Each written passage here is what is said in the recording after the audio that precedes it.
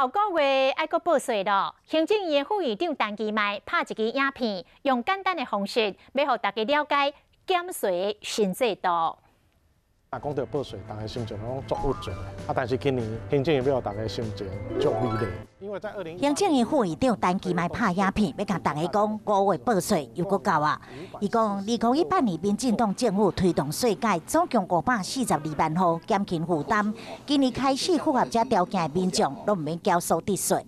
如果你是单身，月薪3万元，年薪40.8万元以下，免税。 如果你是双薪小两口，年薪81.6万元以下，也是免税。如果你是4口小家庭，有2名5岁以下的子女，年薪123.2万元以下，也是免税。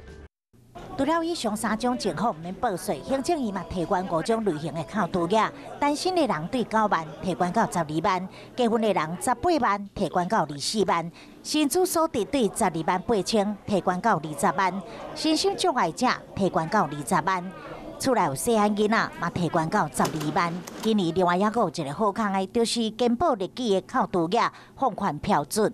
我帮妈妈缴了1万块的健保费，哥哥如果报抚养的话，他的列举的保险费收入可以多报这一笔1万块的扣除。